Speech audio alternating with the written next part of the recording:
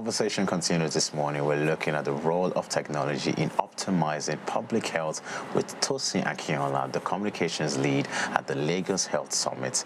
Now, we were just talking about, EMRs, how prevalent it is in our society. So please continue. Yeah, so like I said before the break, we still have a long way to go with the electronic medical records because it is not prevalent at all. Yeah. You only see few private hospitals use EMR, and I think all government hospitals that we have now, they're all using paper records. So yeah, we have a long way to go. Yeah. I think the government has a role to play too. Yeah. In So making it, how do I get, if I want to get an EMR today, an electronic medical record, how would I be able to do that? Yeah, it's very simple actually. Like I said before, we have health tech startups that are doing that. They render those kind of services to hospitals, to individuals. So you check them up, and then of course, if it's an app or anything, you download it, and then from there you would, find your way. Yeah, you said something about the role of governments in, optimizing and making, like, creating awareness. What do you think they can do?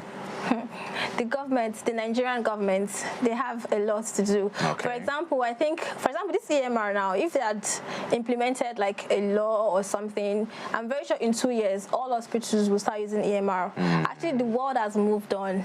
The world has moved on. Records, right? Yes, the world has moved on. UK, US, developed countries, they don't use paper. I think the government should, make it a point of contact or duty. They should implement laws and just look into it, especially from the government hospitals. Yeah.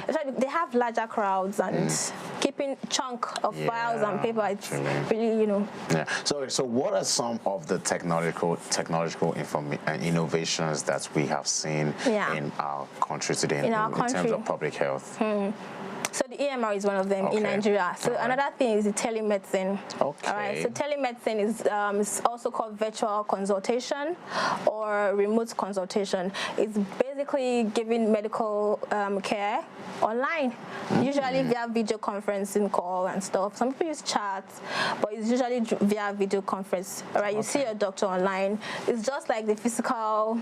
Yeah. It's just like the physical consultation as well. You see a doctor. It's very, very useful in cases of mental health care. Okay. All right. Yes. Yeah. Mental health care, minor infections and stuff. Yes. Therapies. Exactly. Speech therapies and stuff like that. So yeah. Okay. People use them a lot. So for instance, I feel like that would Nigeria. There's this culture of self-medication and self-diagnosis in Nigeria. So that's the role of telemedicine. Yes. Yes. That it fits into the culture of how we do things in Nigeria, doesn't it? During COVID, most people used telemedicine during COVID. Oh, really? It actually kind of accelerated the use of telemedicine because now there's social distancing. People had to stay at home. They had to talk to their healthcare provider online. So COVID really accelerated the use of telemedicine. We're back in lockdown, so the COVID is still.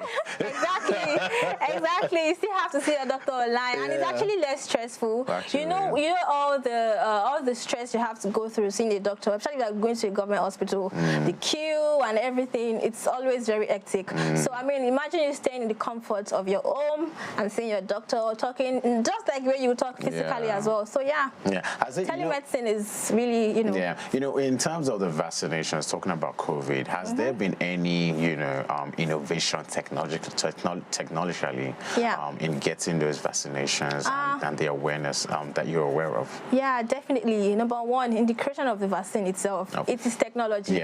Because they used AI and eye computing to get therapeutics for the vaccine. But coming back to Nigeria, I mean, I remember during the old vaccination thing, you had to register online. It made everything kind of quick and organized, basically. Because register online, your date, your time, that's technology. Imagine everybody just going in the morning. I mean, the whole crowd used to have been really hectic. So yeah, I think technology has done a lot. All right. So what are the roles of stakeholders in the public health sectors in Nigeria in ensuring that these emerging technologies are strengthened? stakeholders, Nigerian stakeholders. They have to do a lot. You know, outside, you know, we've spoken about the role of the government. You know, when we're speaking about the role of the government, we're talking about the role of public hospitals as well. So exactly. I want to bring this conversation into private organizations, private hospitals, because these are also part of some of the stakeholders in public health. I mean, so what, you know, what roles can they also play, you know, in advancing this technological optimization? Yes, of course. I like the fact that you said public and private, because actually public health is public, private, and voluntary entities. Talking about non-governmental organizations and stuff like that. So, yeah, what they should do is, number one, embrace technology. Embrace it wholeheartedly. Be always open to opportunities and, you know, tech opportunities. Be always open to it, and always find solutions to problems around you.